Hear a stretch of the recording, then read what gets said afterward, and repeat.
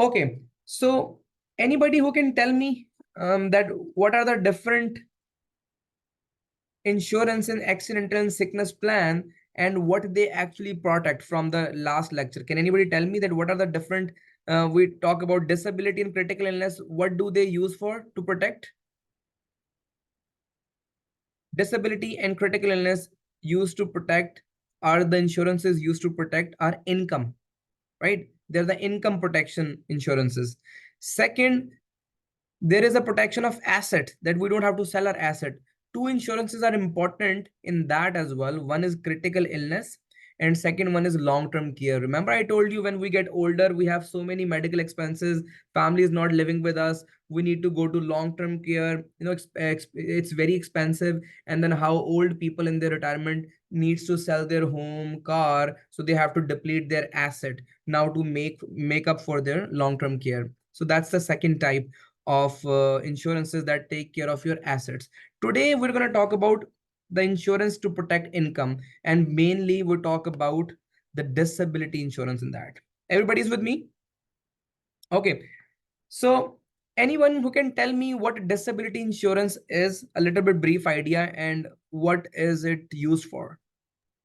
So basically, disability insurance, it's when you are disabled due to any reason and you can't do the job that time.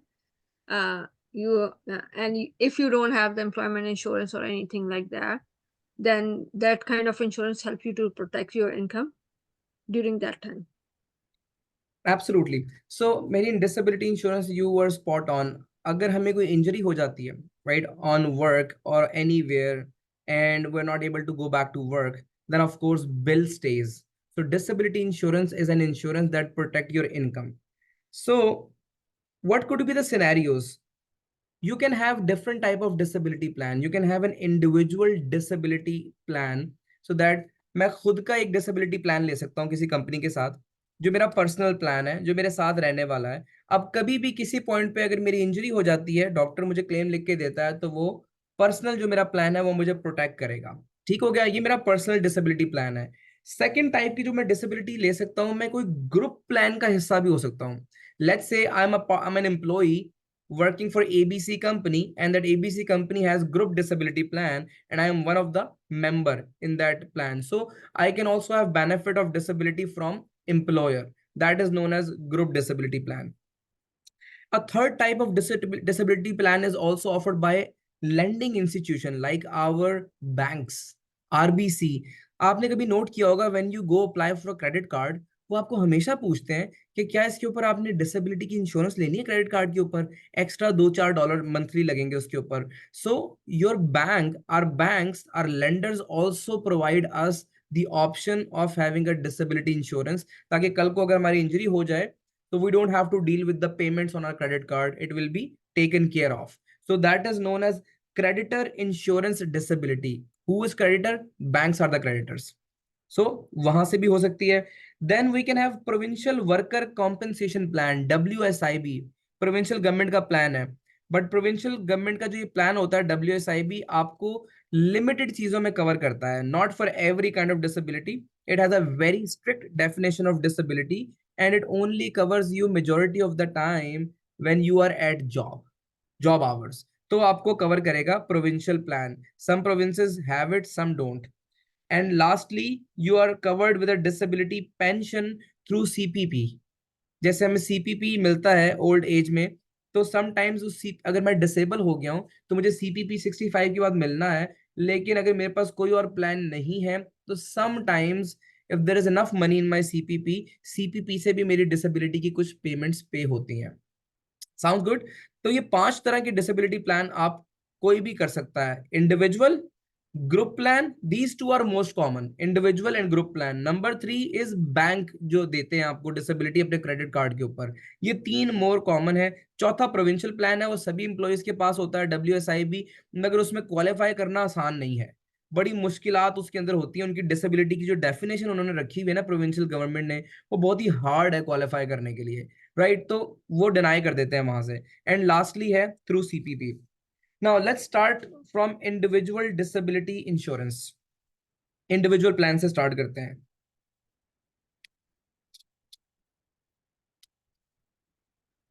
Okay, so individual disability plan में सबसे पहले तो देखें 3 different partners होते हैं।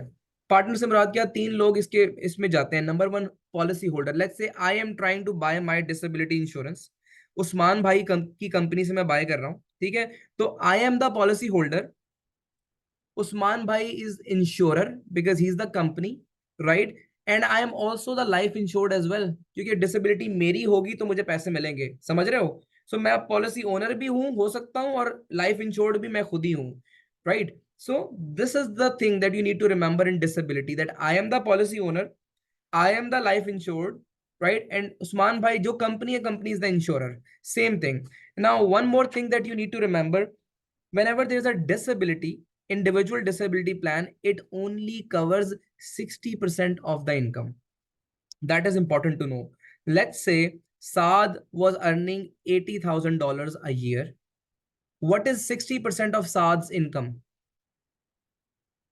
Let's say $60,000. So Saad will only be protected for 60% of his income, which is $60,000. So $60,000, if the question is कि साद को monthly कितनी पेमेंट आएगी, तो 60,000 को डिवाइड करना है 12 से, तो मंथली पेमेंट निकल आएगी. So individual disability plan covers for how much? 60% of your income, pre-tax income. Everybody is clear with that? All right. Second thing which is important to know, आप डिसेबिलिटी, जब आपकी individual disability होती है ना, you don't have to pay taxes on that जब आपको benefit मिलते हैं. Let's say I was paying my own independent disability insurance, अभी मैं डिसेबल हो गया हूं, कंपनी हैज पेड मी $5,000, तो वो 5,000 में मुझे टैक्स नहीं देना होगा, that is non taxable, right? So individual disability plan हमेशा नॉन टैक्सेबल होता है, that is a quality of it, always remember. So individual disability plan is always non taxable. अगर आपकी डिसेबिलिटी के बेनिफिट आपको एम्प्लॉयर की तरफ से मिल रहे हैं, जो ग्रुप डिसेबिलिटी प्लान है, उसमें क्या होगा, थोड़ी सी ट्रिकी चीजें हैं उसके अंदर. Whenever there is a group disability plan, तो अगर तो एम्प्लॉयर आपकी तनख्वाह से कुछ पैसा नहीं काट रहा, if employer is not taking anything from your salary, then the disability benefit will be taxable for you, क्योंकि आपने अपनी जेब से कुछ दिया ही नहीं है उसमें, तो आपको टैक्स पे करना पड़ेगा उसके ऊपर. So that is why a lot of group disability benefit you have to pay taxes. But if the plan is like that कि आप पे कर रहे हो अपने एम्प्लॉयर को, then the benefit will be tax free. Sounds good? Tax free and taxable की definition क्या है? इफ somebody is not clear, please ask me the question. Tax free उस अच्छा वक्त भाई, है। इसको जरा रिपीट जरा दोबारा कीजिएगा, सॉरी. ओके, सो उस्मान भाई बड़ा सिंपल सी बात बता रहा हूँ, क्योंकि टैक्सेस के बारे में क्वेश्चन करते हैं. वो कहते हैं कि भाई ओके, एक पर्सन के पास डिसेबिलिटी इंश्योरेंस थी, अभी वो डिसेबल हो गया, उसको पैसे आना शुरू हो गए, ये बताएं कि टैक्स कितना पे करना है, या करना है कि नहीं करना. That is a question. तो अगर तो आपका इंडिविजुअल पर्सनल डिसेबिलिटी प्लान है ना, जो आपने खुद कंपनी से खरीदा हुआ है किसी से, तो उस पर तो टैक्सेस पे नहीं करने होते, वो टैक्स फ्री होता है. अगर आपके पास डिसेबिलिटी का प्लान किसी एम्प्लॉयर की तरफ से मिला हुआ है ना, तो फिर उसमें टैक्स पे करना हो भी सकता है और नहीं भी. उसमें क्या रूल है? रूल ये है कि अगर आपकी सैलरी में से वो पैसे काटता है एम्प्लॉयर डिसेबिलिटी के, तो फिर आपको टैक्स पे नहीं करना होगा. और अगर आपकी सैलरी से वो कोई पैसा नहीं काटता, सारे पैसे खुद से डालता है अपनी जेब से, तो जो बेनिफिट आपको मिलेंगे डिसेबिलिटी के, you have to pay taxes on that. Sounds good? Okay. ठीक हो गया? ये बड़ा इंपॉर्टेंट चीज है, ये याद रखनी है. All right. Next important topic जो है ना, जो हम इसमें कवर करने जा रहे हैं, is a creditor insurance. Okay, creditor insurance, disability insurance कौन प्रोवाइड करता है? मैंने अभी बताया था. एनीबडी? बैंक और bank. Yes, credit card. Bank. Credit card के ऊपर जो डिसेबिलिटी लेने को बोलते हैं, उसको कहते हैं क्रेडिटर डिसेबिलिटी इंश्योरेंस, ठीक है. अब इसमें देखें, इसमें इनकी डिसेबिलिटी, इसमें क्वालिफाई करना आसान नहीं है इनके लिए. It is sort of cheaper plan, but उसमें वो क्या कहते हैं, creditor disability insurance is provided through a third party और an affiliated insurance company. Bank खुद नहीं देता, बैंक ने किसी थर्ड पार्टी से आपको ये लेके देनी है कार्ड के ऊपर. नॉर्मली इस पे 90 डे का वेटिंग पीरियड होता है, मतलब कि बेनिफिट कौन सी दिन से मिलना शुरू होंगे? 91st डे से.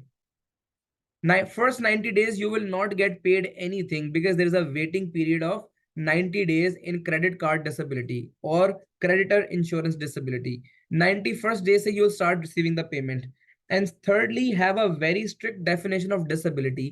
इनकी disability की definition ये है कि आप totally disable हो चुके हो, आप कोई भी काम नहीं कर सकते, right?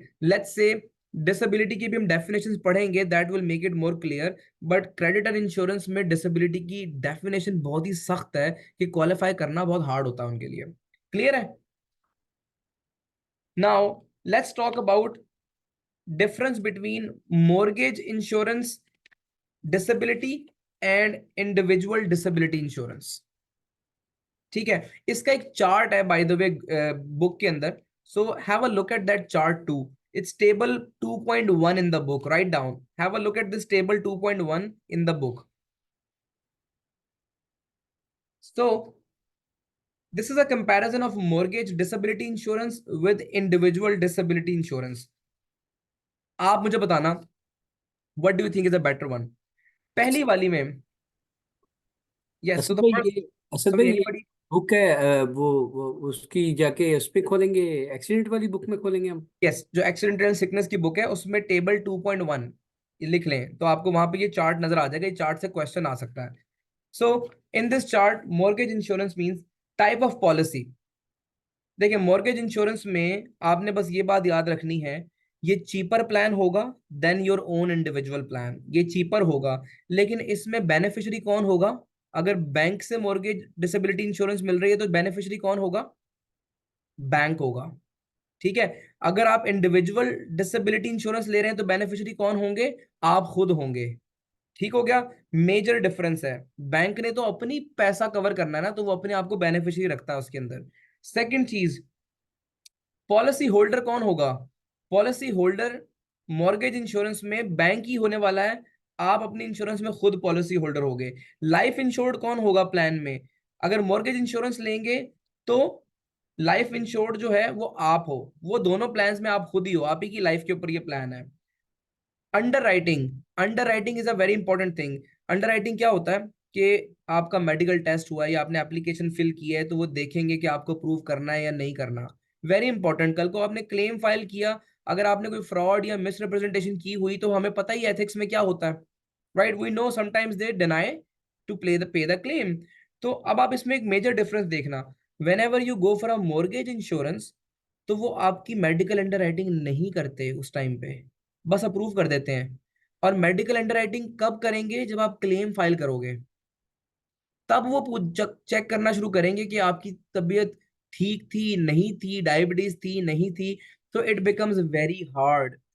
हम आइडियली क्या चाहते हैं? We want ideally that medical underwriting goes up front, so that हमारी पॉलिसी इन प्लेस हो जाए perfectly, and when at the time of filing claim we don't have to worry about, क्योंकि पहले ही उन्होंने अप्रूवल अपने तौर तरीकों के मुताबिक चेक करने के बाद दी है। ठीक हो गया? सो अंडर राइटिंग का जो पॉइंट है वो समझ में आया है या समझ में नहीं आया? नहीं समझ में आया, ठीक है, ओके। सो मेरी लेट्स से मैं आपसे एक पॉलिसी लेने आया हूँ, दो लोग, ठीक है? एक पॉलिसी मैं आपसे लेने आया हूँ, when I am going to buy from जाया। So, okay, when I come to you, you are the bank and Jaya is an independent advisor. So, Jaya is representing some insurance company and you are the bank. So, you tell me, hey, sir, you can get qualify for this disability mortgage insurance and just, fill up these things and that's it. No medical question. You don't ask me any medical question and you approve me. Maybe I was going through diabetes at that time, but you never asked me.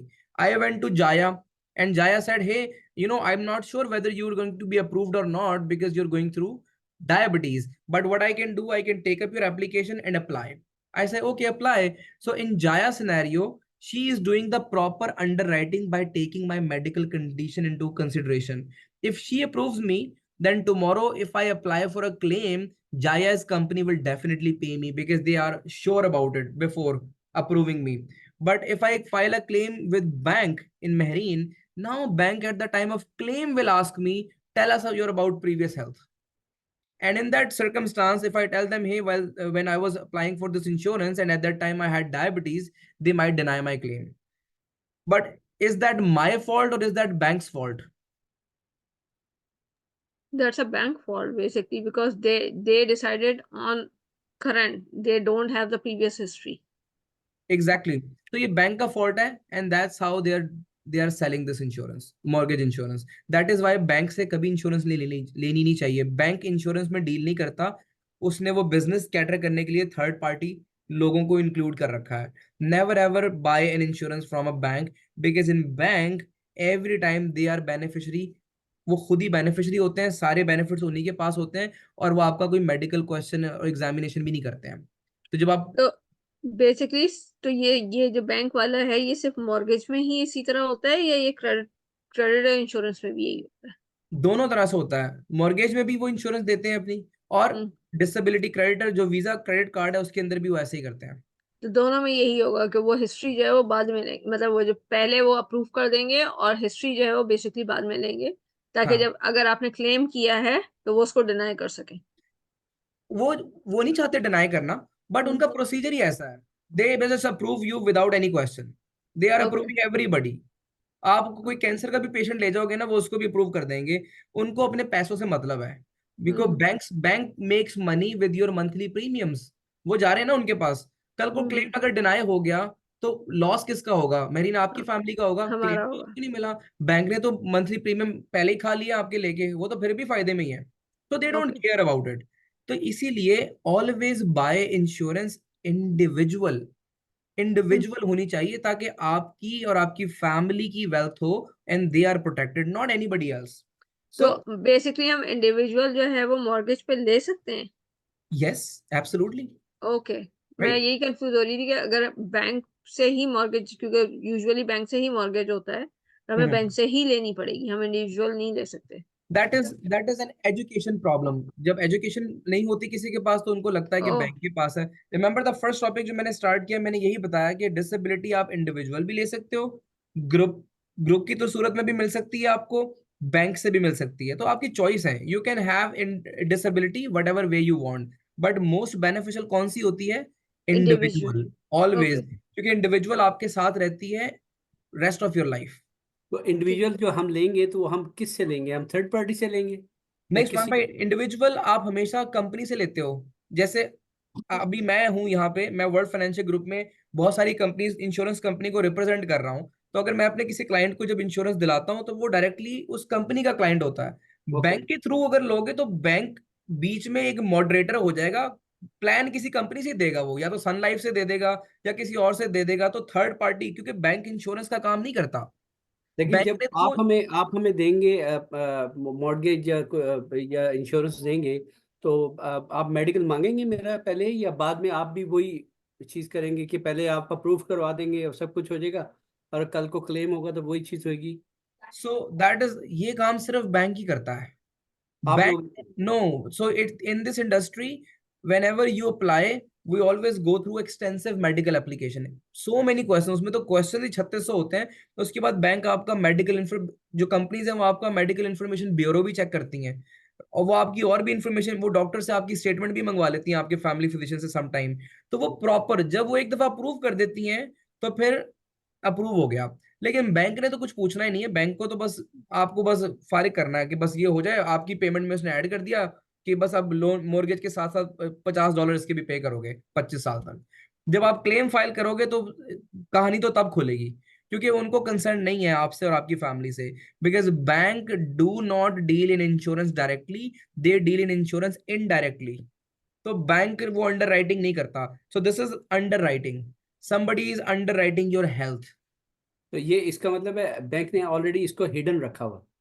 Yes, it is all there. आप किताब पढ़ोगे तो किताब में ये table में जब आप जाओगे ना, इस तरह का टेबल होगा ये। तो ये टेबल में आपको सब लिखा नजर आ रहा होगा जो मैं बता रहा हूँ, ये ओके। बुक में है। ठीक है। So now next come on to the types of policies. Individual disability, individual की बात कर रहा हूं मैं, जो आप खुद लेते हैं। तो उसमें एक होती है नॉन कैंसिलेबल पॉलिसी। पहली टाइप है नॉन कैंसिलेबल, नाम ही बता रहा है कि ये पॉलिसी कैंसिल नहीं हो सकती। Once approved, company can not cancel it. ना तो इसकी बेनिफिट रिड्यूस कर सकती है कंपनी, ना इसके प्रीमियम चेंज कर सकती है, ना इसको कैंसिल कर सकती है। एक दफा अप्रूव हो गया, अप्रूव हो गया। क्या नाम है इसका? Non cancellable policy. ठीक हो गया, इसमें यही याद रखने की जरूरत है सिर्फ। Second is guaranteed renewable policy. पहली क्या थी? Non cancellable. Second is guaranteed renewable policy. ये नॉन कैंसिलेबल नहीं है, दैट मींस इसमें कैंसिलेशन नहीं हो सकती, बट ये एवरी ईयर गारंटी है कि रिन्यू हो जाएगी। ठीक है, this is renewing every year with a guarantee. Change कहां पे है इसमें? चेंज ये है कि अगर इंश्योरेंस कंपनी ने कल को चाहा तो वो प्राइस ऊपर नीचे कर सकती है, बेनिफिट घटा सकती है, बेनिफिट बढ़ा सकती है, तो वो ये चीज चेंज कर सकते हैं, बट रिन्यू करेंगे, गारंटी है उसकी every year.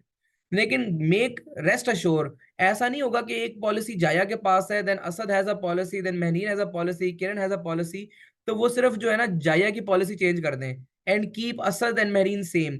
If they were to change something, वो पूरी क्लास, पूरी कैटेगरी में जितनी भी पॉलिसी सबके लिए चेंज करेंगे, वो किसी एक बंदे के लिए चेंज नहीं करेंगे। तो that is noticeable. In a guaranteed renewable policy they will guarantee renew every year, but yes, company has a right to change the benefit or change the premium, but they can only do that for whole class, not for one family or for one individual। ये important चीज है याद रखने वाली। करेंगे तो सभी की कर देंगे, नहीं करेंगे तो किसी की भी नहीं करेंगे। क्लियर है? सो this is guaranteed renewable policy. ये चैप्टर इंपॉर्टेंट है, हम स्लो चलेंगे, जितना कवर होगा उतना करेंगे, बट अगर कहीं क्लैरिटी नहीं हो रही तो आस्क मी क्वेश्चन। ठीक है ना? और ये जो गारंटी वाली है, ये जो इसकी आपने जो बोली है, ये ग्रुप इंश्योरेंस की बात करें ना? नहीं, अभी जो मैं टाइप बता रहा हूं, मैं अभी सिर्फ इंडिविजुअल की बात कर रहा हूं। जब मैं ग्रुप की हेडिंग पे आऊंगा तो फिर वो ग्रुप की बात करेंगे। आज हम ज्यादातर इंडिविजुअल पे ही रहने वाले हैं। ठीक है। ठीक है, ये इंडिविजुअल की बात कर रहा हूं। थर्ड पॉलिसी है कैंसिलेबल पॉलिसी, नाम ही बता रहा है। अब ये पॉलिसी ऐसी है, यस मेरी, आपको अनम्यूट करना पड़ेगा मेरी। ओके सॉरी, मैं समझी मैं अनम्यूट हो गई हूँ। ये जो गारंटीड रिन्यूएबल पॉलिसी है, ठीक है, अब तुमने कहा कि ये किसी एक के लिए नहीं होगी चेंज, ये जितने लोगों के पास होगी उनकी चेंज होगी, और उन सबका जो है प्रीमियम चेंज हो सकता है यस।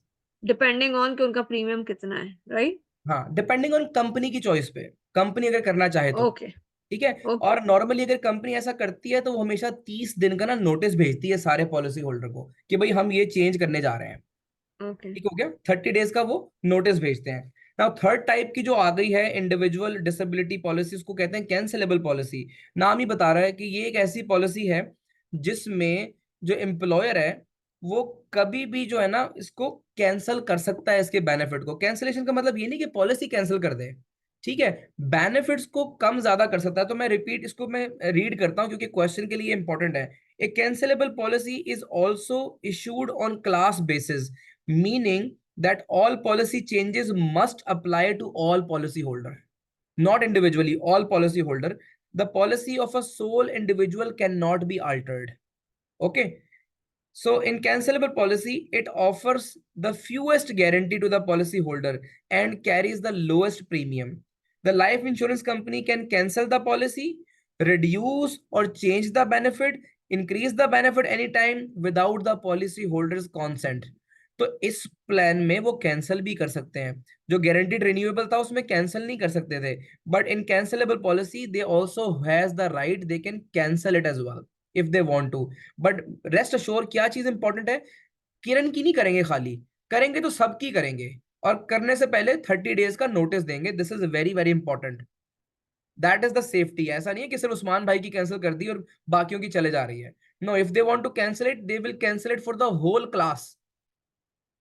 दैट इज वाई अब इनमें से अगर मैं आपसे पूछूं सबसे महंगी कौन सी पॉलिसी होगी, नॉन कैंसिलेबल, गारंटीड रिन्यूएबल और cancellable, which one is the most expensive? Non non cancellable. Cancel. अब आपको कॉन्सेप्ट समझ में आ गया ना, तो आपको पता लग जाएगा कि हाँ, नॉन कैंसिलेबल में जब फीचर ही ऐसे मिल रहे हैं तो वो सबसे महंगी भी होगी, उसकी कीमत भी अदा करनी पड़ेगी वैसी। ठीक हो गया? Now fourth one is guaranteed issue policy. Guaranteed issue, renewable नहीं है, इशू पॉलिसी। अब ये क्या है? Guaranteed issue policy is an individually issued policy only offered by a few insurer. ये नॉर्मली जो है ना लॉन्ग टर्म डिसेबिलिटी की पॉलिसी होती है, लॉन्ग टर्म डिसेबिलिटी। इसको इस पे ज्यादा कंफ्यूज नहीं होना, इसका क्वेश्चन ज्यादा नहीं आएगा, सिर्फ ये याद रखना है। जो चौथी टाइप है which is a guaranteed issue policy is an alternative to traditional long term disability. Okay, it's an alternative to long-term disability and is only offered by a few companies. Remember, whenever something is offered by only few companies, they don't ask question about that. Simple rule of thumb. They normally test you on your knowledge, which is a rule in all provinces or is offered by everyone. They normally ask question about that. So this is not really important type. Guaranteed issue policy. फिर भी you should know that this is the fourth type. And fifth one, there will be a question from the fifth type of disability policy always. This is known as non-traditional disability insurance plan. Non-traditional. देखिए अभी तक आपको एक बात मैं बताता हूँ कि डिसेबिलिटी प्लान उन्हीं लोगों को इशू होगा जो इनकम अर्न करते हैं. अगर मैं कहूँ कोई मुझसे, मैं किसी के पास जाऊं, मैं उनसे कहूँ कि भाई मैं जॉब ही नहीं करता, मेरे पास कोई इनकम ही अर्न नहीं होती, ना T4A है ना T4 है, बट मुझे डिसेबिलिटी इंश्योरेंस दे दो, डू यू थिंक मुझे मिलेगी disability insurance? No, because disability insurance income protection insurance है, मेरी इनकम ही नहीं है. तो सिंपल सी बात है, जब मेरी इनकम ही नहीं है तो मेरी डिसेबिलिटी इंश्योरेंस हो ही नहीं सकती मेरे पास.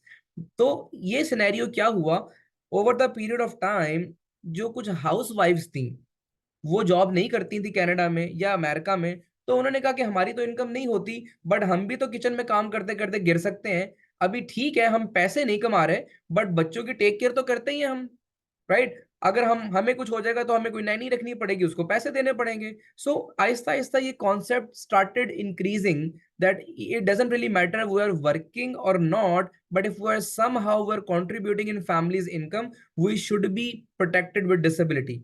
So then they introduce a new form of disability which they call non-traditional disability. And non-traditional disability में अगर आप कोई हाउस वाइफ हो और टेकिंग केयर ऑफ चिल्ड्रन कुछ ऐसा करते हो कि आपके ना होने से फैमिली में पैसे कॉस्ट आती है, फाइनेंशियल मैटर इन्वॉल्व होते हैं, then they can approve you for a limited disability benefit. इसको उन्होंने कहा नॉन ट्रेडिशनल डिसेबिलिटी इंश्योरेंस. ये क्लियर है? इसका क्वेश्चन पूछेंगे ही पूछेंगे क्योंकि ये बड़ा प्रैक्टिकल क्वेश्चन है इसका. ठीक है, Jaya, are you with me? Okay, I know that maybe not everything is making sense to you, but I'm trying to do it, go over English again, English at the same time as well. So we talk about Jaya non-traditional disability insurance plans, and this is for the people who technically don't have a set or regular income, but their presence means a lot for the family in terms of financial matters. And if they get disabled, technically they don't make any income, but they, because of their disability, other family member have to hire somebody to do their responsibility, and that is why they can apply for a disability, but they will come under non-traditional disability insurance plan. Sounds good, guys? All right.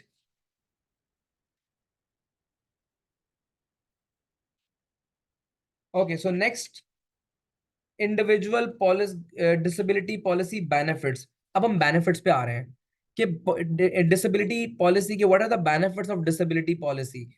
Number one benefit is amount of benefit, that what amount people will get, and I already cleared it.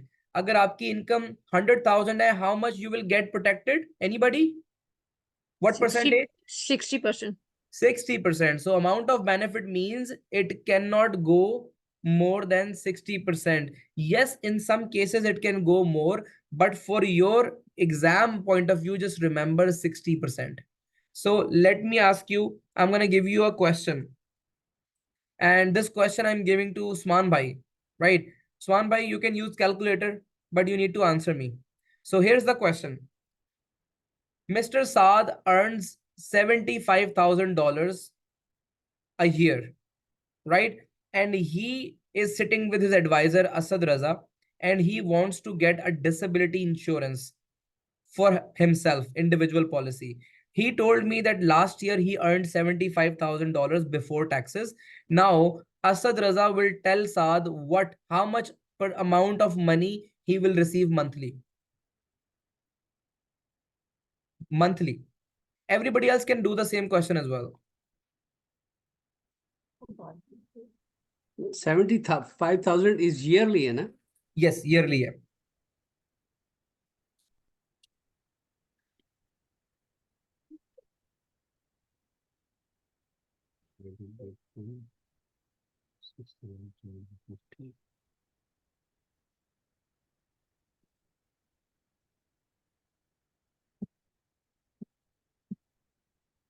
Guys, anybody not done yet? Asad भाई ये 3750 Hmm? 3750 3750 a month? जी सुमान भाई आपका क्या answer आया? 3125 Okay, wait. 3750 is the right answer. 37 50. Okay इधर अब मुझे ठीक है, बताइए कैसे निकाला सिंपल है, आपने? सिंपल है. 75,000 was the salary, right? Okay मैंने ओके बताया कि डिसेबिलिटी बेनिफिट कितने परसेंट होते हैं? 60%. तो सबसे ओके पहले 75,000 का 60% निकाल लें. वो आएगा ओके $45,000, $45,000.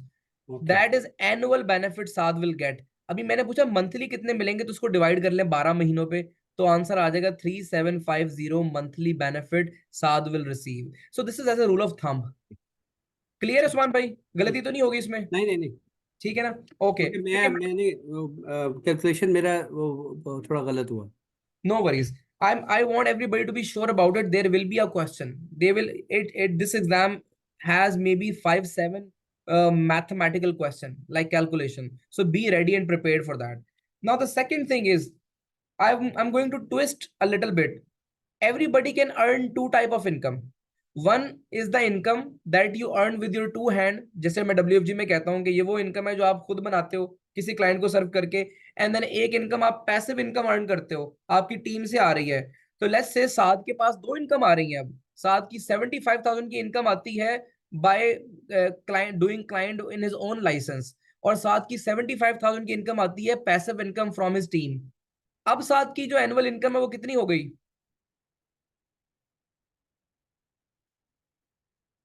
तो साथ की जो सेकंड इनकम है वो कितनी है?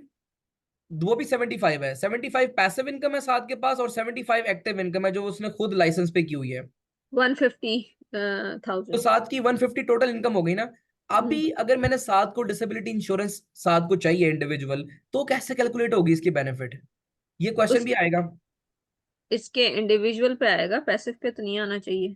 ओके, सो इसका फॉर्मूला है, ये आपने याद रखना है. सो अगर कोई बंदा देखे रेंटल इनकम आ रही है ना घर से, वो भी पैसिव इनकम होती है. हर वो इनकम जिसके लिए आपको काम नहीं ना करना पड़ रहा, वो पैसिव इनकम की कैटेगरी में आती है. राइट अगर आपको रेंटल इनकम आ रही है, पैसिव इनकम. इनहेरिटेंस कहीं से मिले जा रही है, कोई पे किए जा रहा है आपके हाथ चलाए बगैर, पैसिव इनकम. टीम बिल्डिंग कर रखी है आपने, if you have a team and you are receiving profit from them, passive income. If you are receiving money from your business without you being there, is a passive income. इसका formula क्या है? सबसे पहले आप दोनों income को जमा कर लो. लाइक 150 बना लिया आपने. देन आपने क्या करना है, इसका 60% निकालना है आपने.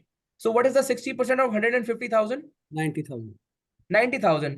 नाउ 90,000 में से उस्मान भाई पैसिव इनकम को माइनस कर दो. 15,000. कितनी?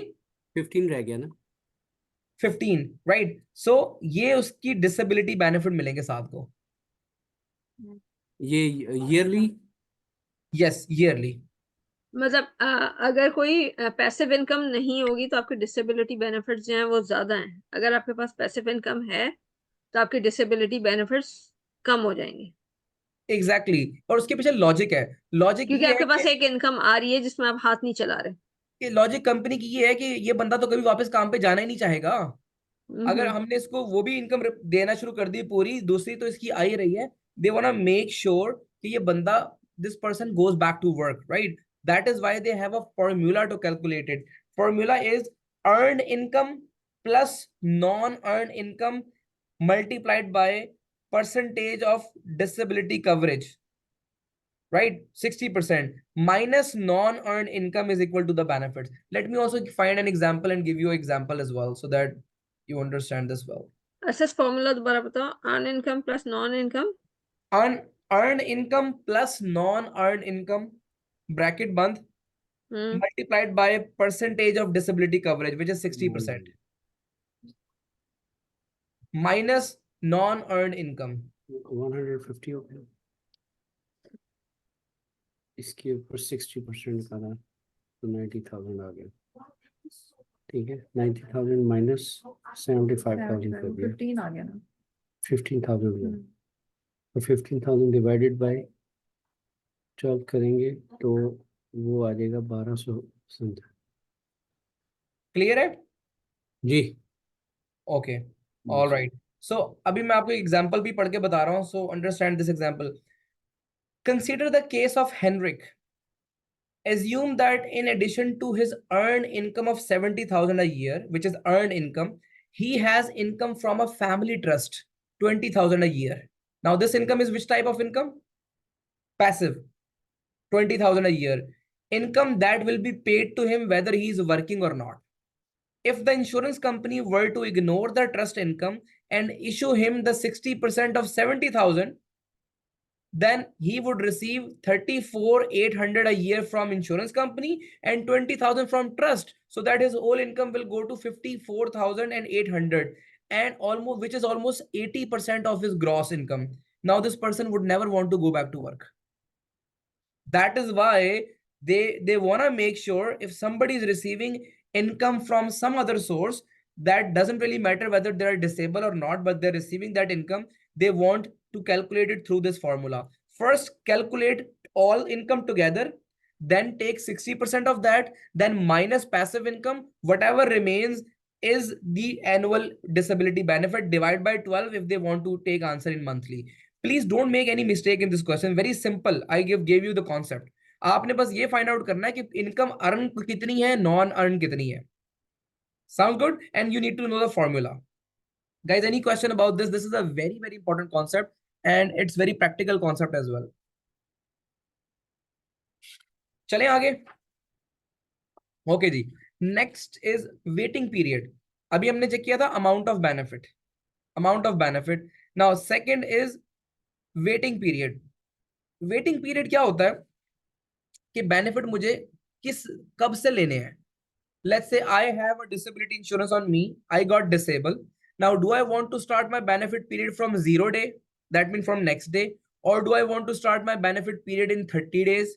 Or I want to start in 60 days or 120 days? Choice है मेरी.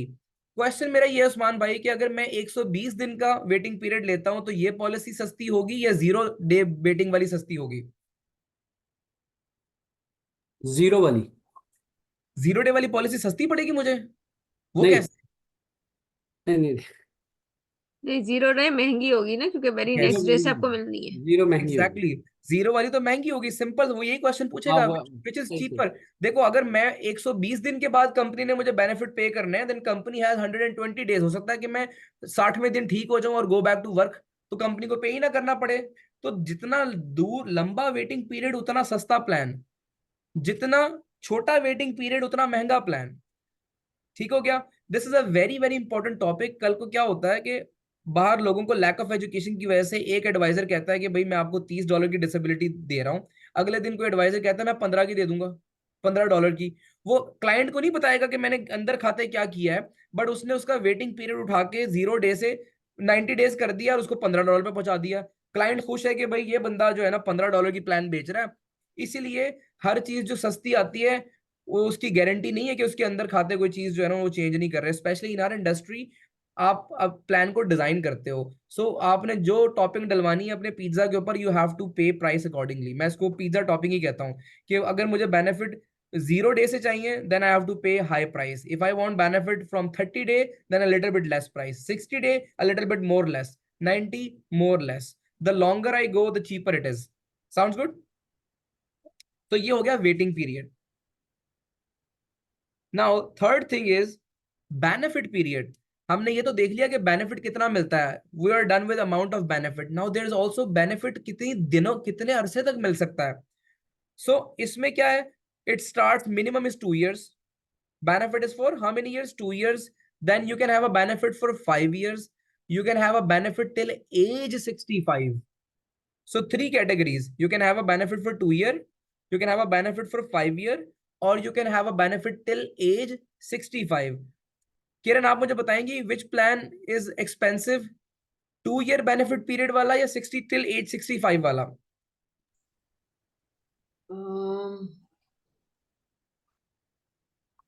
मेरे ख्याल से 2 years वाला. वो ज्यादा महंगा होगा साद? I'm a bit confused क्योंकि 65 में तो फिर हम 65 ज्यादा वाला, पे करेंगे. 65 वाला.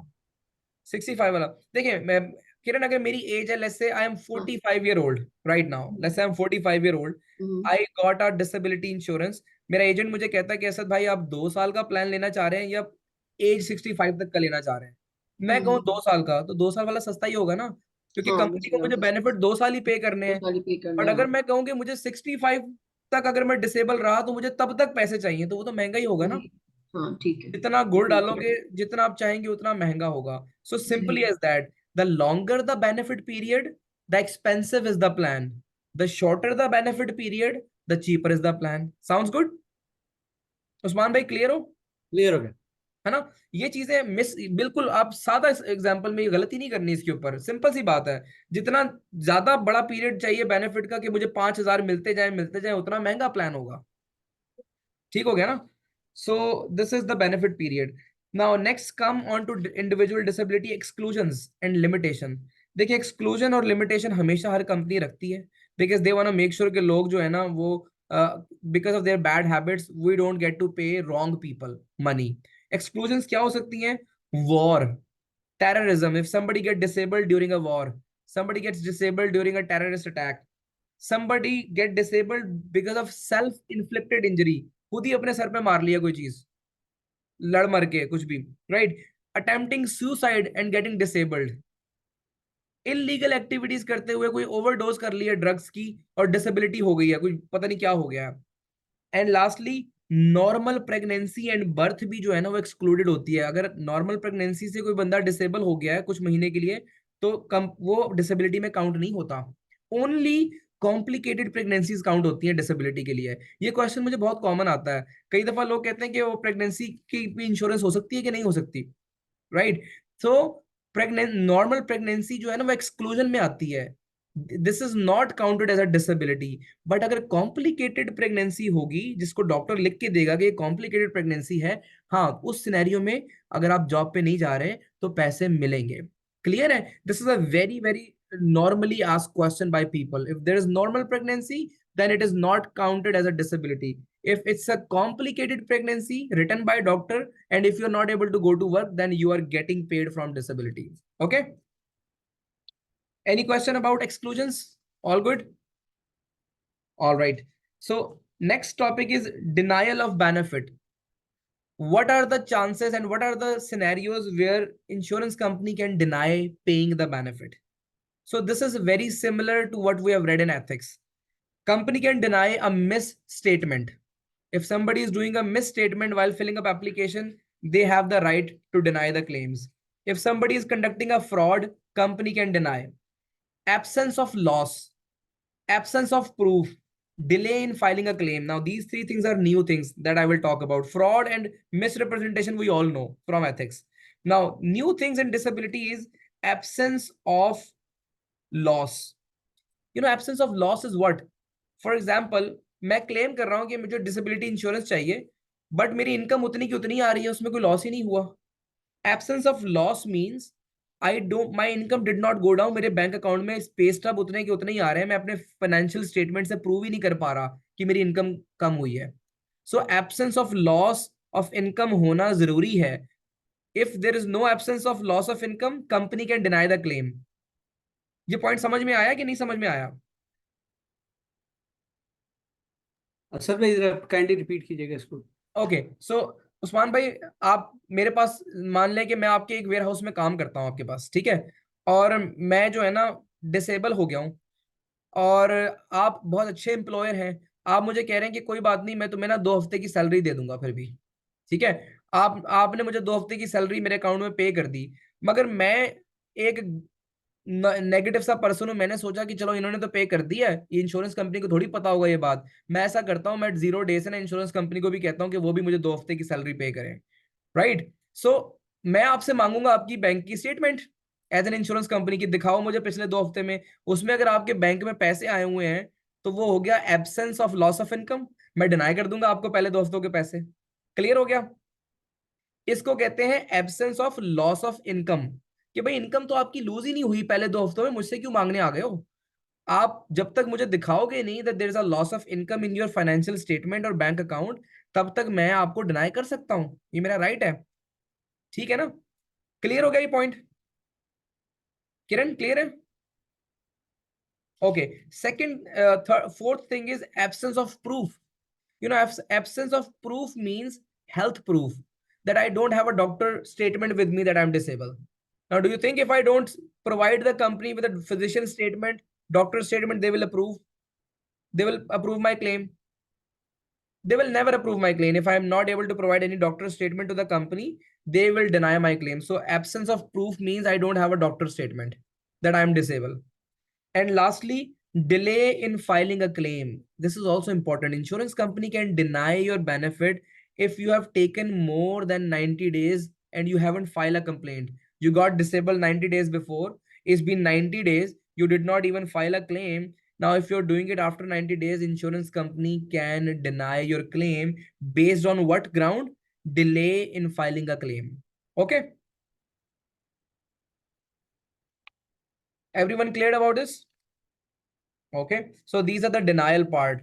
Number one is misstatement. Number two is fraud.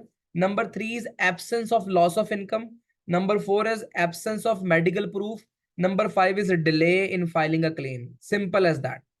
Okay, now the next thing is rehabilitation benefit. They might ask a question from this topic. What does rehabilitation mean, Kiran? जैसे जैसे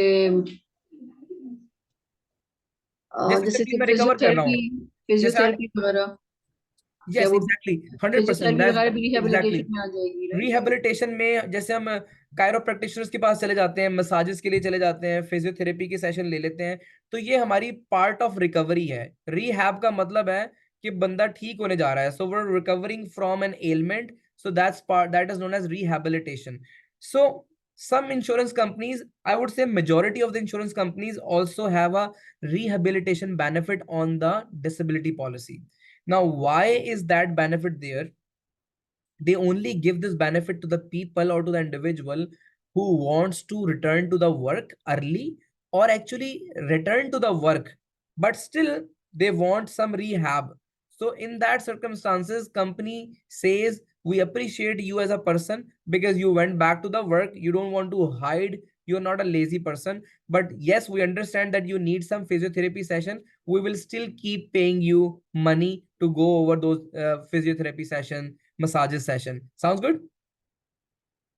So this is known as rehabilitation benefit. इसमें कौन सी example हो सकती है? Physiotherapy, occupational training, medical treatment, job placement, psychotherapy. अगर कोई mentally भी कोई इशू चल रहा है तो आपने किसी साइकोलॉजिस्ट को दिखाना है तो उसके भी पैसे वो पे कर देंगे, तो इसको वो रिहेबिलिटेशन बेनिफिट कहते हैं। मगर ये उसी बंदों को देते हैं, उन्हीं लोगों को इंकरेज करते हैं जो कि पार्शियली ठीक हो गए हैं और जॉब पे वापस जाना चाह रहे हैं। उन लोगों को जो है ना, कंपनी ये रिहेबिलिटेशन बेनिफिट प्रोवाइड करती है, that they bear the cost for physiotherapy, occupational training, medical treatment, job placement etcetera. Sounds good? Any question अगर है तो पूछ ले मुझसे।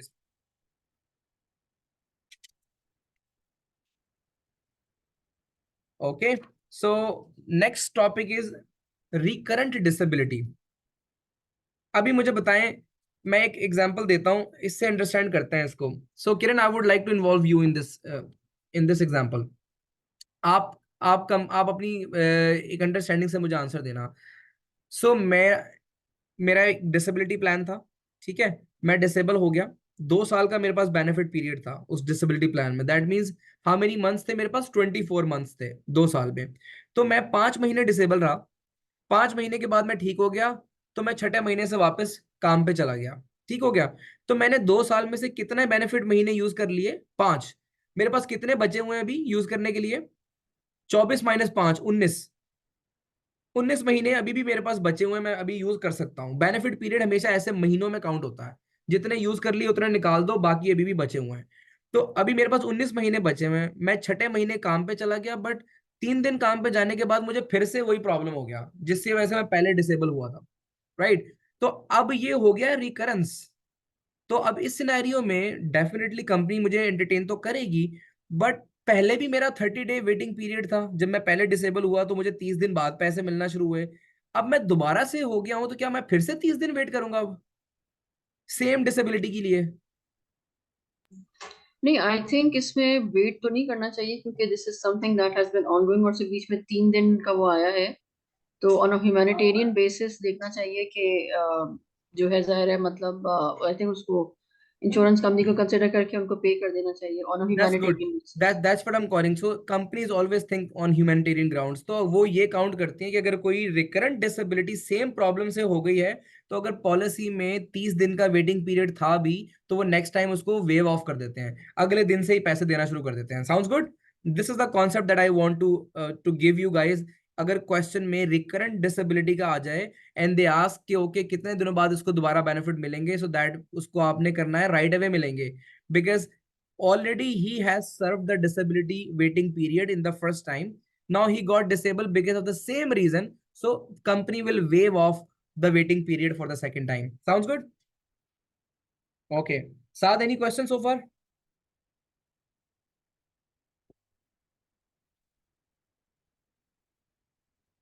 असद, अगर मतलब 3 दिन के बाद जाते हैं, अगर सेम डिसेबिलिटी नहीं होती है, there is something other problem started, then फिर आपका वेटिंग पीरियड वैसा ही रहेगा, क्योंकि अब आप किसी नई शिकायत से जा रहे हो. अगर रिकरेंट का मतलब है कि सेम शिकायत से दोबारा गए हो, तो वेटिंग पीरियड माफ हो गया.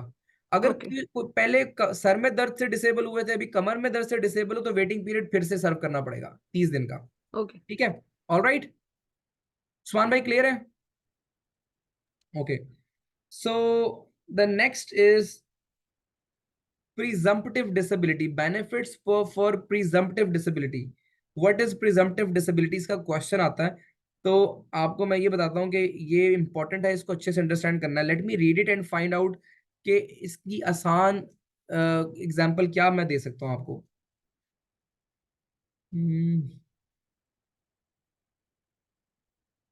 ओके, सो प्रिजम्पटिव डिसेबिलिटी क्या है? प्रिज्यूम से ये वर्ड निकला है.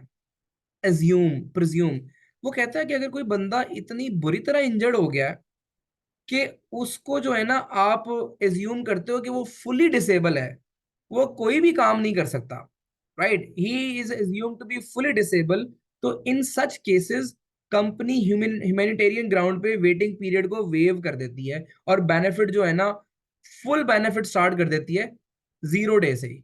इसको कहते हैं benefits for presumptive disability. But presumptive disability क्या होती है? Refers to when an insured suffer from a specific type of disability,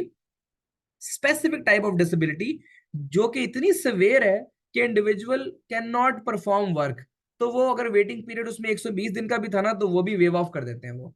अब इसकी एग्जांपल इंपॉर्टेंट है कि कौन सी एग्जांपल होती है प्रिजम्पटिव की, ये आपने नोट करना है. Number 1 example, total and irreversible loss of hearing. मेरी सुनवाई की पावर ही खत्म हो गई है, मैं सुन ही नहीं सकता, मैं डेफ हो गया हूं. तो ये डिसेबिलिटी, ये प्रिजम्पटिव डिसेबिलिटी हो गई है. अभी मुझे बेनिफिट 0 डे से मिलेंगे. ठीक है. दूसरा, मेरा मुझे नजर आना ही बंद हो गया है, लॉस ऑफ साइट हो गया है. ठीक है, total and irreversible loss of site. Third क्या है? लॉस ऑफ लिम्ब और loss of the use of limb. मेरा हाथ ही कट गया है, या मेरी टांग चलना बंद हो गई है, मुझे शियाटिका का कोई प्रॉब्लम हो गया, मुझे पैरालिसिस हो गया, मेरी टांग ही नहीं चल रही अभी, right? So this is presumptive disability. इतनी सिवियर है. In that kind of circumstances, if there's a severe disability, then company waive off the waiting period and start giving you full benefit from next day or 0 day. Sounds good, guys? इसमें एक और भी आता है, total and permanent loss of speech. मैं अचानक कुछ हो गया, मैं बोल ही नहीं पा रहा, I am not able to speak any more. So loss of speech, loss of hearing, loss of sight और लॉस ऑफ लिम्ब, ये वो 4 एग्जांपल्स हैं. अगर ये हो जाती हैं, so company counts it presumptive disability and they wave of the waiting period and give the full benefit from 0 day. Sounds good, guys? All right. Asad, तो इसमें स्ट्रोक भी आएगा? जैसे समटाइम्स स्ट्रोक हो जाता है, तो उसमें आपके लिम्ब काम करना शुरू, या कोई आपके इस तरह की चीजें, आप लॉस ऑफ स्पीच हो जाती है, इस तरह की, जो जिनको सीवियर स्ट्रोक होता है, नॉट द माइनर, क्योंकि माइनर के अंदर जो है आपकी रिकवरी होती है, राइट? रिहेबिलिटेशन के थ्रू आपकी रिकवरी होती है, मगर समटाइम्स इतना सीवियर होता है कि आपकी होल बॉडी या part of body you can not move or talk. That's a very good question. Focus is, इसमें रिटर्न है total and irreversible loss. So Okay. in stroke, if you can get back to your speech after 30 days, then that is not counted as irreversible. So it says total and irreversible loss, total and permanent loss of speech. So जो चीज permanent lose हुई है ना, permanent loss of sight, only that will be entertained as presumptive. Very good Okay. question, so that we have more clarity now on the concept. अगर reversible होगी तो presumptive में count नहीं होगी. Okay. ठीक हो क्या? All right. Okay, so the next thing is survivor benefit. Next benefit is survivor benefit. As the name says, what is survivor benefit? ये किसको जाएंगे? Let's say आपने disability policy के अंदर आपने beneficiary को name किया हुआ था, but while serving the disability, the person passed away, जो disable हुआ था. तो अभी जो कुछ benefits disability के जो benefit period था, उसका partially कुछ हिस्सा जो है ना, बेनिफिशियरी जो नेम किया होगा उसको एज अ सर्वाइवर बेनिफिट चले जाएंगे. अमूमन ये स्पाउस को जाते हैं एज अ सर्वाइवर बेनिफिट, लेकिन कंप्लीट नहीं जाएंगे. लमसम पेमेंट की सूरत में पार्शियल बेनिफिट उनको पे कर दिए जाएंगे to the surviving beneficiary. In what circumstance? If while serving a disability someone passes away, तो जो उसके वो बेनिफिट पीरियड के पैसे बचे थे वो इन लमसम पेमेंट सर्वाइवर को चले जाएंगे. Jay, are you with me? Okay, awesome.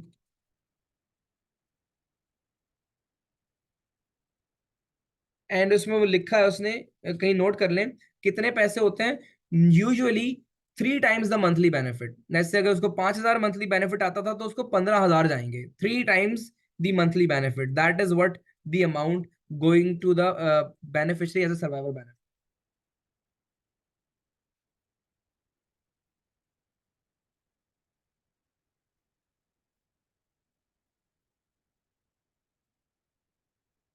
Okay, so the next topic we have is individual policy premium factor.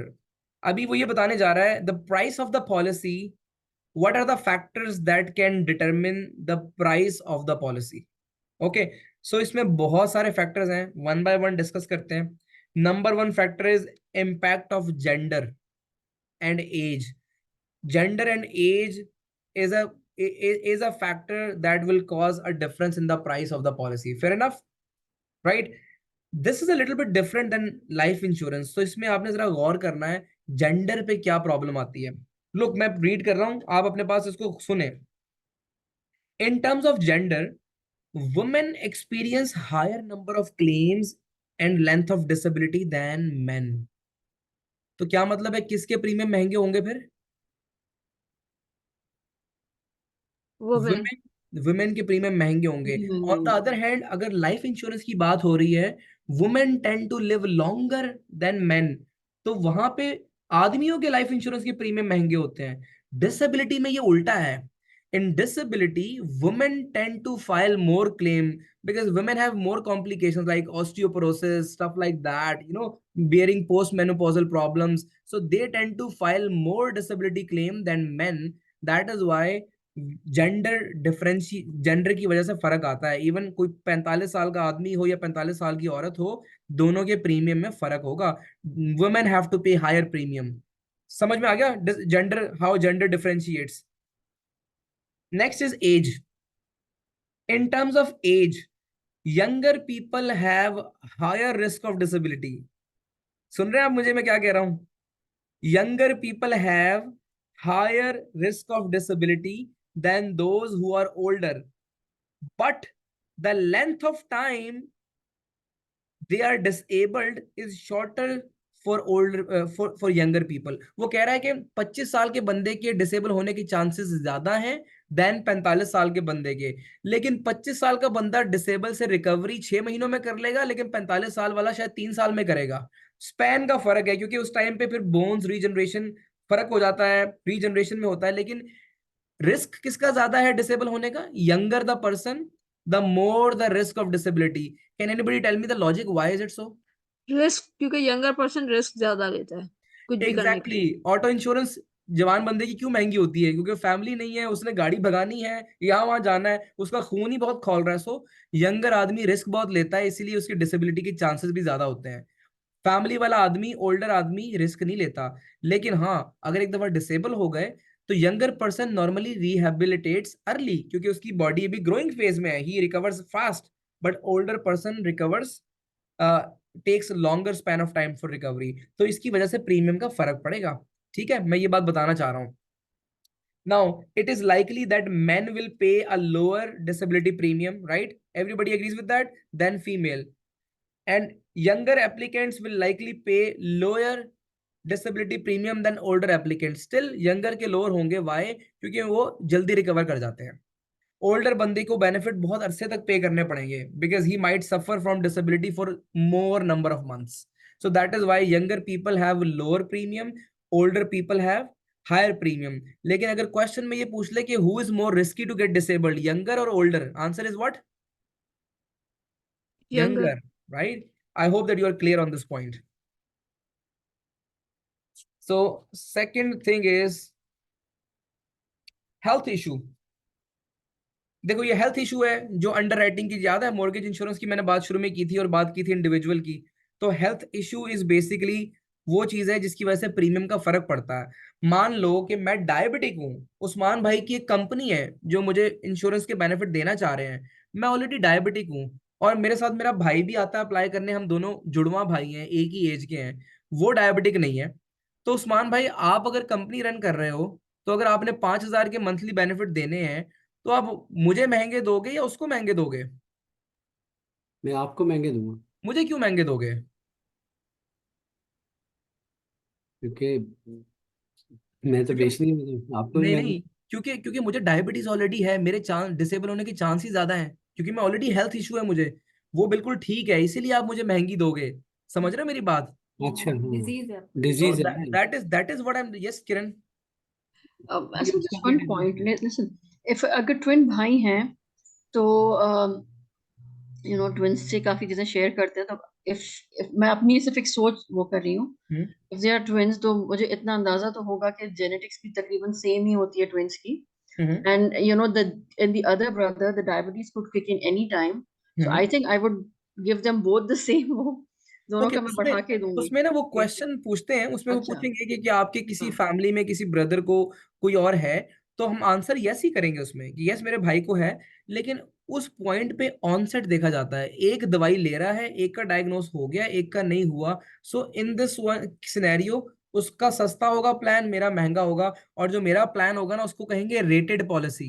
What do we call that? Rated policy. somebody who has health issue, they always get approved with a rated policy. और जो दूसरा without health issue approve होता है उसको क्या कहते हैं? Standard policy. Clear है? ये दोनों वर्ड याद रखने हैं। Healthy person gets issued with a standard policy. A, a person who already has a diagnosis on his file of any kind, he gets issued with a rated policy. And rated policy has always a higher premium than standard policy. Sounds good? Right? अभी यही problem है।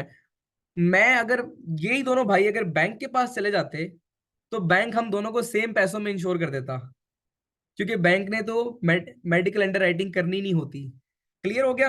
वो जो पहले वाला issue मैं बता रहा था, उसने तो ये पूछना ही नहीं था कि असद इस वाले भाई को डायबिटीज है दूसरे को नहीं है, उनको इस चीज से लेना देना नहीं है, वो दोनों को सेम प्राइस पे प्रूव कर देते, सेम एज की बेस पे।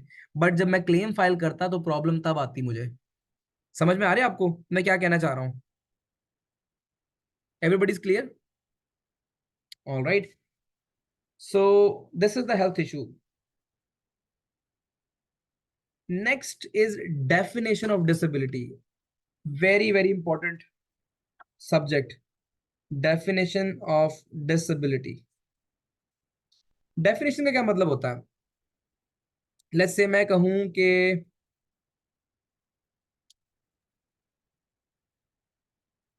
हाँ, जैसे डिस्क्रिप्शन, डेफिनेशन बेस्ड एक प्रॉपर डिस्क्रिप्शन। डिस्क्रिप्शन, जो एक पूरा एक प्रिंसिपल होता है जिसकी बेस पे आप डिफाइन करते हो कि स्टारफिश की डेफिनेशन क्या है। भाई उसके 5 पाँव होने चाहिए, उसको ऐसे दिखना चाहिए, पानी में होनी चाहिए, तो that is a definition, right? इसी तरह similarly insurance company when they give you some product, they also define it that in order to get benefit from this when you file claim, this is the definition of disability. Sounds good?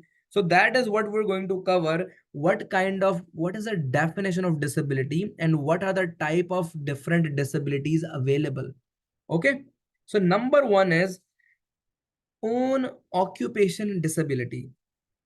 ये इसमें से question आना ही आना है. Own occupation disability.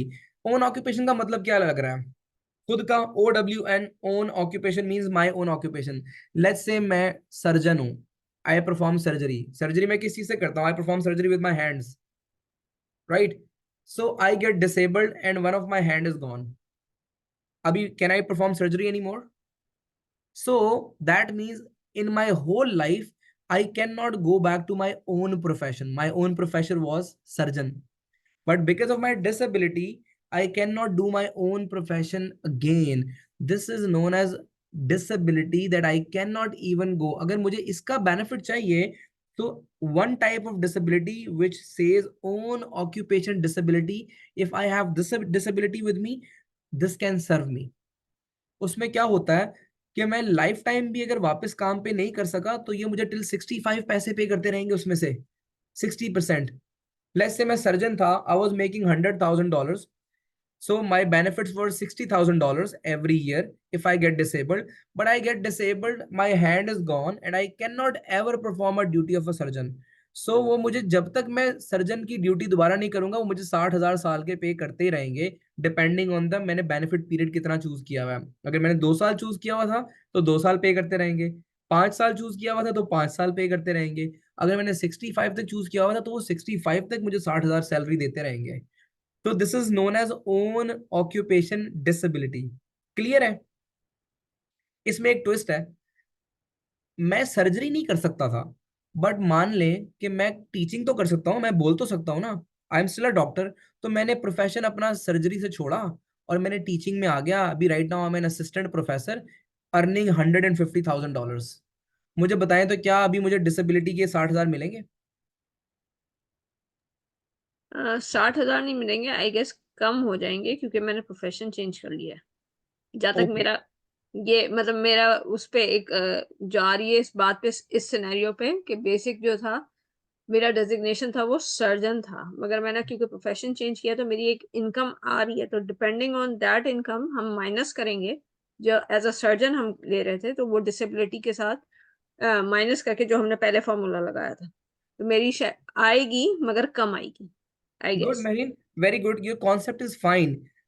But मैं आपको बताता हूँ कि ओन ऑक्यूपेशन एक ऐसी तरह की डिसेबिलिटी है जिसमें मैं वो 1.5 लाख भी कमाता रहूंगा और मुझे 60,000 भी आते रहेंगे. नाम ही बता रहा है. मैं जब तक सर्जन नहीं काम नहीं ना कर सकता, वो 60,000 नहीं रुकने वाले. इसीलिए ये बहुत ही स्पेसिफिक टाइप की डिसेबिलिटी प्लान है और ये सबसे महंगा डिसेबिलिटी प्लान है on earth. Normally who has this kind of disability plan? I will tell you.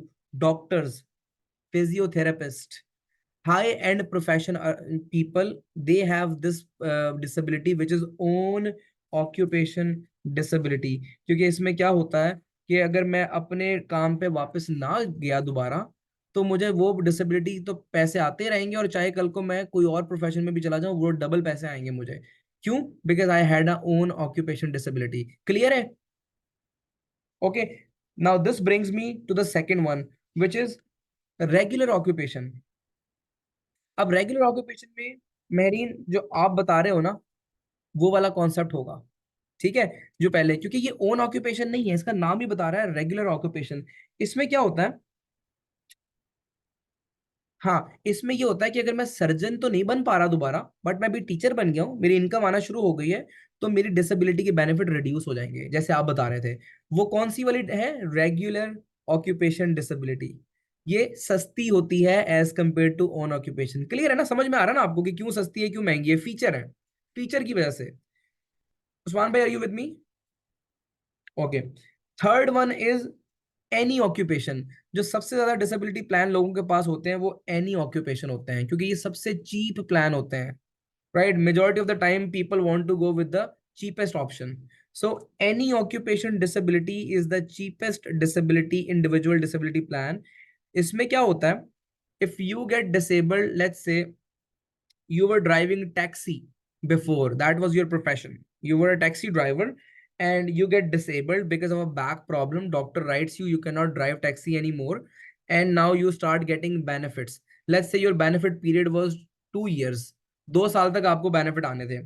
but in between you stopped, you found out another job, work from home job, that you can do as a computer data entry. It's completely different profession, but you're making money from that data profession, data entry profession. The moment you start making money at any other job, any occupation disability will stop paying you. Okay, so this is the cheapest sort of plan, but technically, if in you have this kind of disability plan, then if the moment you start earning money from any other thing, the disability company will stop paying you if you have a any occupation individual disability. Clear hai?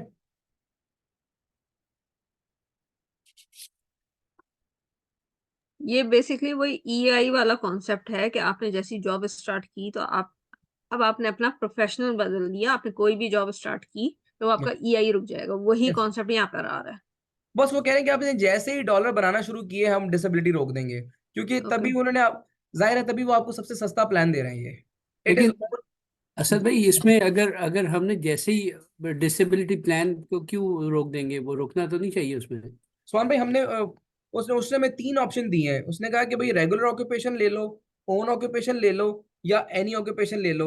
Own occupation महंगी है, regular occupation उससे सस्ती है, ये सबसे सस्ती है। अगर मैंने खुद ही ये ऑप्शन चूज की हुई है तो फिर उसमें इंश्योरेंस कंपनी का तो प्रॉब्लम नहीं है, मैंने ही अच्छा, ऑप्शन चूज किया है, ये हमला सस्ती हमारा है। हमारा कसूर है। हाँ, ये तो हमने हमें लिया ना। वैसे बेसिकली किस पे जाना चाहिए? जो अगर तो मैं जैसे हाई प्रोफेशन हूँ, जैसे मैं डॉक्टर हूँ, लॉयर हूँ, और मैं एक पर्टिकुलर काम करता हूँ, अगर मेरी एबिलिटी लूज हो गई है, मैं वो जॉब अब कभी नहीं कर सकता, तो I will go with own occupation, जो सबसे महंगी है, कि मैं वहां से भी पैसे लेता रहूं, और अगर मैं कोई और प्रोफेशन में चला जाता हूँ तो मेरी डबल इनकम हो गई, तो फिर ओन ऑक्यूपेशन। लेकिन अगर आप रेगुलर ऑक्यूपेशन भी गुड है, उसमें ये होता है कि अगर आपने कोई और प्रोफेशन ज्वाइन कर लिया अब जिसमें आप इनकम कमा रहे हो, तो रेगुलर ऑक्यूपेशन में पूरा बेनिफिट नहीं आता पुराने वाले का, बट थोड़ा रिड्यूस होके आता जरूर है। So I would say it depends on the budget, कि आपका बजट क्या अलाउ कर रहा है। When you are able to afford a higher budget, then of course the best one is own occupation, right? Go with that. Let's say my work is more about teaching, my business is more about teaching, your business is more about teaching. If I had a loss of speech, my I cannot do this business anymore, right? So I would, if I were to go with own occupation disability, my definition would be I have a loss of speech. Now I cannot do this training, but maybe I can do some other work and continue making money from that work, but this policy will keep paying me because I had which one? Own occupation. Clear हो गया guys ये question? इसमें गलती तो नहीं करेंगे आप लोग? ओन ऑक्यूपेशन क्या होता है, रेगुलर ऑक्यूपेशन क्या होता है? मैं सिनेरियो बता रहा हूँ, आपने मुझे बताना है कि कौन सी ऑक्यूपेशन की डेफिनेशन होगी। Jaya, I am gonna ask question to you, I am gonna give you a scenario. So scenario is this that, okay, scenario is this that Asad had a disability insurance and he is on a disability claim right now, right? He used to be a chef before in a restaurant and was making $60,000 there, right? He was receiving 3,500 monthly disability benefit. Now he found out another work where he's not a cook, but he's a team lead, and he's teaching people right now how to sell credit cards, where he's making some amount of money. Now the moment he starts making some amount of money, the insurance company reduces $3,500 benefit. Which type of disability plan I had? Regular. Regular. And everybody is good, क्योंकि reduce हो गया है but आ रही है, तो regular है। अगर मैं ओन ऑक्यूपेशन होता, then I would have still keep getting $3,500।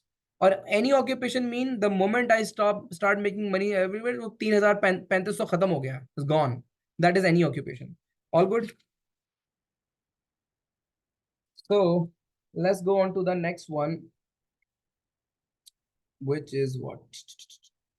Okay, so remember I told you that there is also CPP also pays you disability. In the beginning I told you. Now with CPP they have their own disability definition, very strict. So CPP will only pay you any money from disability when they make sure that you are totally disabled, right? So total disability is the definition used by CPP, that if you're not able to do anything else, then CPP will pay you. If you're able to do something else, CPP will not pay you. Clear? All right. I think, do you think we should stop here?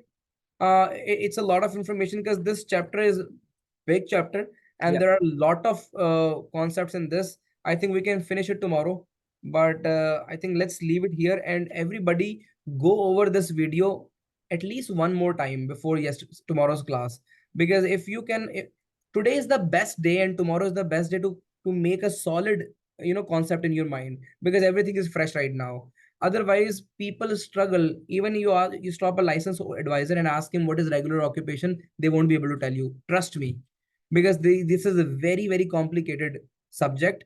Accidental and especially disability is very complicated subject, and it's very, very important to know, right? So let's stop it here. The last thing that we discussed is total disability payment from Canada Pension Plan, CPP. And CPP has their own definition of disability. What is that? If you are severely disabled and not able to do any other work, only then CPP will pay you. Okay, so that's where we stop today. And I would like to just, pause the recording and decode the recording. Then I will upload it tomorrow and will send it to you. By the way, any questions so far? If something is not clear, I can go do a summary. We discussed a little bit about what are the what kind of disability insurance you can have. You can have individual, you can have group, you can have bank disability, you can have provincial WSIB, and you can have a CPP disability. 5 types, right? Then we talk about individual disability in this one. Then we talk about group disability, creditor insurance disability. We talk about then mortgage disability insurance comparison with individual disability insurance comparison, table 2.1. Then we talk about non-cancelable policy, guaranteed renewable policy, cancelable policy, non-traditional disability insurance, right? After that, we talk about benefits. In benefit, we talk about how to calculate amount of benefit if you are making income from your two hand. Then we talk about how to calculate benefit if you have passive income as well, side by side, right? Then we discuss what is the waiting period. Then we discuss what is the benefit period.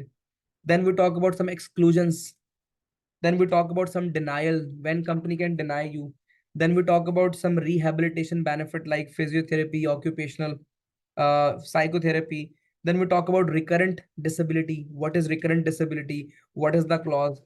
Then we talk about presumed disability, presumptive, right? When there is a loss of hearing, irreversible loss of speech, irreversible loss of sight, then they assume that you are fully disabled. We talk about survivor benefit, which is normally 3 months benefit, lump sum paid to the beneficiary. Then we talk about what can impact on the policy price. We said gender, we discuss genders, we discuss age, we discuss health. Then we discuss definition of disability, which is own occupation, regular occupation, any occupation, and total disability according to CPP. And that's where we stopped. So tomorrow we're going to start occupational clause, right? I hope that you guys have a great learning session today. And this is going to be a very massively important chapter in this second module. All right. So I'll see you guys tomorrow. We'll finish the chapter 2 tomorrow. All right. Let me stop it.